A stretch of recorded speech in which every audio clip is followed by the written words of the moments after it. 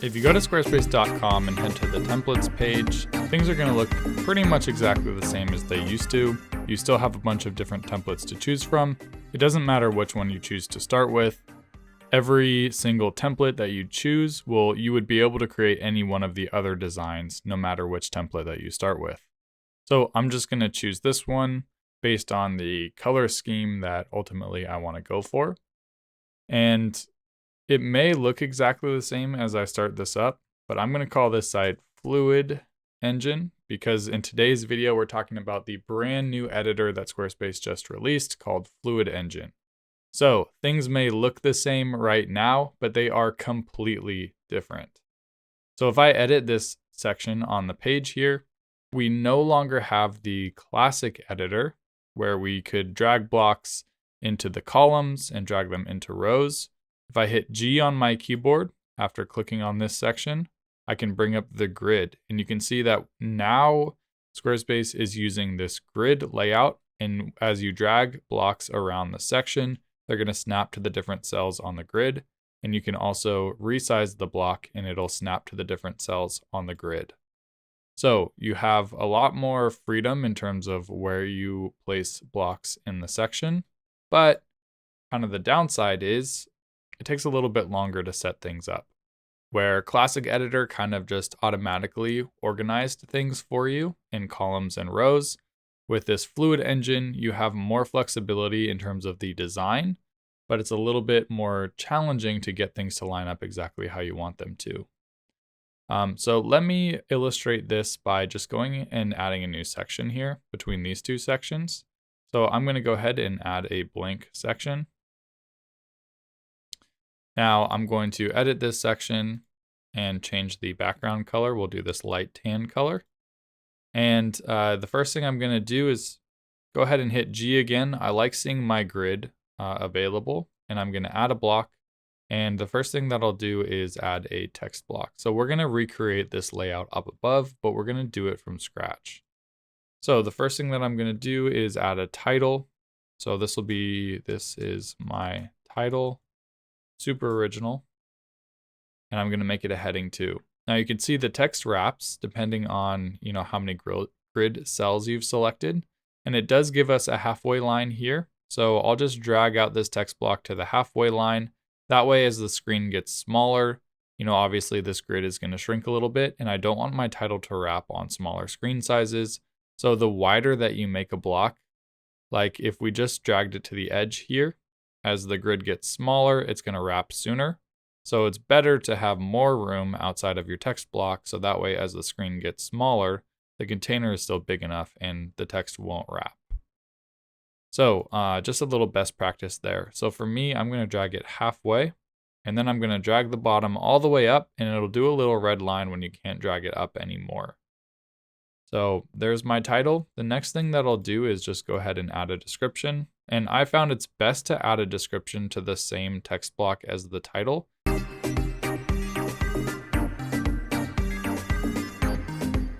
Okay, so that wasn't a great example, but if I backspace there, we now have our text content here.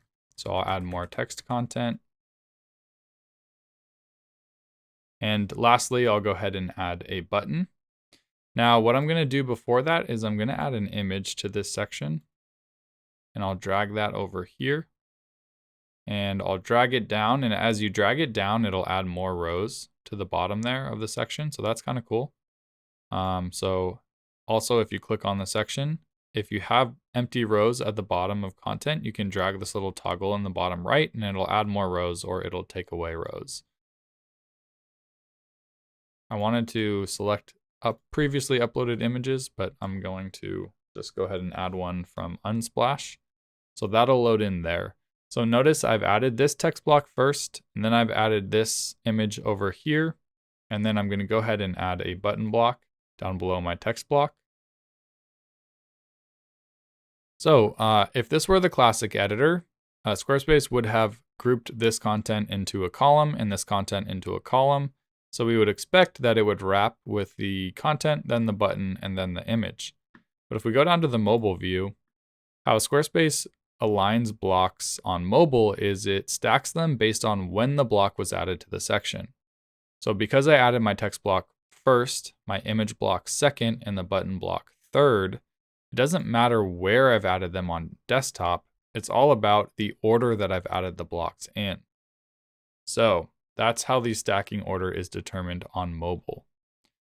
But the nice thing is we can rearrange these blocks. So if I want my image at the top and my text in the middle, what I can do is just drag the image up and then grab the text block and drag it down. So the mobile alignment for the content is totally independent from the alignment of these blocks on desktop. So I think that's a great feature. Because using the old classic editor, we were not able to rearrange blocks on mobile. Now, I believe they're also working on a system where if you click a block, oh my gosh, wow, okay, I'm not even joking.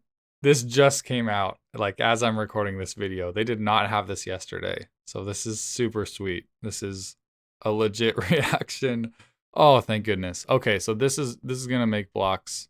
It does make blocks so much easier to arrange the order of on mobile. Oh my gosh, holy crap, that's awesome. Okay, wow. I'm super impressed. That's great.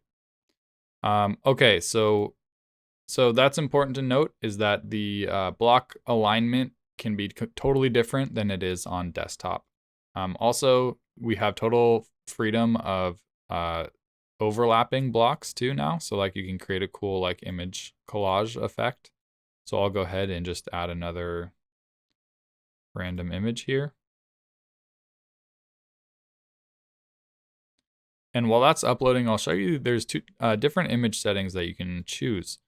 So right now, if I go to the design panel, there's fit, fill, and shape. And right now it's set to fit. So the image is going to keep its aspect ratio and just fit inside its container. So right now the container is wider than the image, so it just leaves empty blank space. And we have the ability to align this image in that container horizontally and vertically. But right now it's as tall as its container, so it's not going to move around vertically. But there's another setting. If you go to design, you can set it to fill, and then the image just takes up, just takes up the space of the frame and keeps the center focal point in view. So this is kind of, I like having those two options. You'll use both in different scenarios, but it's just really nice to have those different options. And then if you edit the image, I would imagine that you can still change the focal point in the frame. Yeah, you can. So that's great. And then shape, you just have the different like shapes that you can choose from if that was something that you wanted to use. But for me, I mainly use fit and fill. And for this case, I'm going to use fill.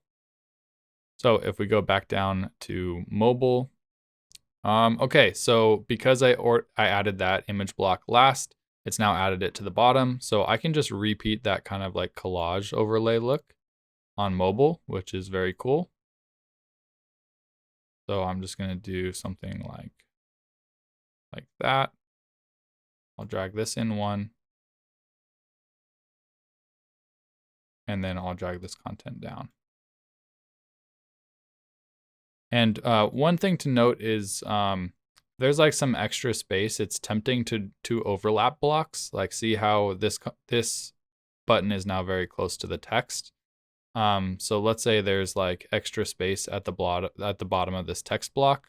You wouldn't want to like keep this empty space here and drag the button block up.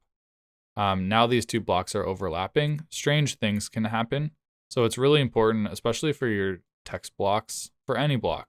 Drag up the bottom of the frame so that it's only as tall as the block content, and then don't overlap frames unless you're intending to, like something like this. So that'll save you from like weird things happening. Another important thing to note is that the number of grid cells, rows, I guess you could say, is independent between desktop and mobile. So if I wanted a bunch of extra space down here, it would not add a bunch of extra rows to mobile, to desktop. You can see that it's just at the bottom of the content, but on mobile, we have a bunch of extra rows, and that works vice versa. So if I wanted it to be really up to the edge of the content on mobile, but on desktop, I wanted a bunch of extra space there. Those are independent of each other in both directions. So Fluid Engine, it really does offer a lot of flexibility in terms of the type of designs you make, but there's just those like weird quirks in terms of the order that you add content to the section is the order that it stacks it on mobile. But man, that's super sweet that they now have those controls. So it's so much easier than just dragging blocks around like I had to do even just yesterday. So pretty sweet. What else? Okay, so I guess I'll talk about buttons real quick. So buttons, they have two settings, just like image blocks. If you edit the button, you can set it to fit or fill. So right now it's set to fill. So however big I drag this button, it just like however many grid cells I make it, it's gonna fill the grid cells. But if I set it to fit, then it'll just fit inside that frame, exactly like the images did. And then you can align this button inside of the frame. And then if you click on the button, you also have vertical alignment as well. So also, I use both of these so far. It just kind of depends on the context. One thing that I do like about the fill function is you can't center a button between desktop and mobile. Like let's say we want this button to be set to fit. So right now it's set to fit and we want it left aligned. Well, if we went down to mobile and then I wanted this button centered, if I center it by editing it and then going to center, it's going to center it on both desktop and mobile. Like those aren't independent controls. So that's like just kind of a bit of a bummer. I wish that you could, when the button was set to fit, I wish those were independent controls because now there's no way to center this button on mobile here. So like you can kind of drag around the frame and like try and get it to look centered, but it's not actually centered. You can see like there's only one grid cell to the right of the frame here, but there's two on this side. So that as the screen resizes, that might, even though it looks kind of centered, it's not. So that's one of the benefits of setting it to fill is that on different screen sizes, you have total control over the size of the button. So like on mobile, if I want this button to be centered, then I'm just gonna drag it. I have one cell on either side and now this button is centered. But then on desktop, because it's independent, I can then just like left align this button. And now it's 1, 2, 3, 4, 5 cells. And on mobile, it's 1, 2, 3, 4, 5. Well, it's 6 cells. But anyway, that's like a way it looks centered here, but it's left aligned on desktop. So that's one benefit of setting your buttons to fill instead of fit. And then it's just on you to make sure that all your buttons are the same size. Because like you wouldn't want some buttons to be bigger and some buttons to look like this or something. So it's on you to then count the rows 1, 2, 3, 4, 5 by 2 height. So then I would, just make all your buttons consistent. That's all I'm trying to say. Okay, and then the last thing that I want to get into is the section controls. So you can change properties of the grid and of the section, and these are universal on desktop and mobile. So these are not desktop specific or mobile specific. If you make a change in desktop mode, it's going to affect mobile. If you make another change in mobile, it's going to affect desktop. So the first thing that we have is the row count, and that's just like that little thing that we have in the bottom hand corner here. Another way of doing it is to edit the section and add more rows with that little slider. So that's just the row count here. The gap is the space between the cells. So you can actually set it to no gap, and then there's no space between the cells. Or you can click these 3 dots and you can change the space between the columns and the space between the rows. One thing that I've been experimenting with is Squarespace used to have 17 pixels of padding around all their blocks. So I've been experimenting with setting the cell amount space for both the width and the height to 17 pixels, just to kind of like try and recreate that spacing that the classic editor had. I have to do more testing with it, but just wanted to let you know that you can get rid of all the space or adjust that space as needed. So the next setting is the fill screen setting, and this is basically like your height of the section. So if you can make the height really small, you can make it bigger, and then you can make it large. So it's similar to the old section editor controls that we had. And let's see, there we go. So small, there should still be some space. If you don't want any space at all, one thing that you can do is you can set it to fill screen, and then there's no space on the top and the bottom. So if you set it to fill screen, as you change these heights, the section will get taller or smaller. And that brings me to another thing that I just thought of. So if you don't want there to be any space on the top or the bottom, you toggle off this fill screen. But if you do want space on the top and the bottom, but you want a block to extend all the way over, you can drag this block all the way to the edge of the screen, which is really cool. But you can't, unfortunately, drag the block all the way to the top of the section. So if you want this block to extend all the way horizontally and all the way vertically, then what you have to do is edit the section and then toggle off the fill screen. And that way you don't have any space on the top or the bottom, and I can drag this block to be full height. But then the only way to get spacing, like obviously this doesn't look good with the content shoved up against the top of the screen. So then you just have to basically add rows on the top and the bottom to then like get spacing around the content. So unfortunately, it leads to inconsistencies on mobile. Like if we're just gonna add a couple sections as the section padding, like the amount of space that a row takes up is different than the amount of padding that a section might have. So you can have little inconsistencies like that when you set the site to, when you turn off fill screen to get like a split layout like this. So just something to be aware of. I wish that Squarespace would allow for blocks to be extended to the top of a section while allowing for that section padding to still exist here, because then it would be more consistent across screen sizes. Like this amount of space is different than this amount of space. And if I go down to mobile, like this amount of space is different than this. Like these two amounts of spaces are a little bit different. And like, I mean, it's not a huge thing, but these are little things that clients notice and you notice if you're building your own website. So obviously, you know, I would want to on mobile drag those blocks down. So let's do that. Let's figure out the mobile view here. This is a pretty freeform tutorial, but you know, when there's a new editor like this, there just feels like there's a lot to go over. So also, if you click a block and then hold shift and click another block, it'll do a multi-selection. So that's the best way to move this whole group of blocks down, is to select all of them and then you can click and drag. So maybe we'll give 2 columns of spacing there on the top of the wall, maybe just 1. And then we have 1 column of spacing on the bottom as well. So now if I hit save, it should look a little bit better in the mobile view, a little bit more consistent. Okay, so we're kind of faking that section padding because again, there is no section padding because we've turned off the fill screen, but it's fairly close. But that would be the benefit of Squarespace allowing us to keep section padding, but dragging blocks to the top and the bottom. We wouldn't have to get rid of that top padding in order to have this block fill the screen. So split layouts are still a little iffy. You have to do that kind of workaround, but pretty cool. I think they're really headed in the right direction.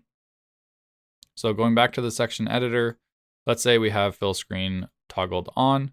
So the height, one thing to note is that if you have it set to small on desktop, just because you don't want a lot of section padding. So let me turn this image size down.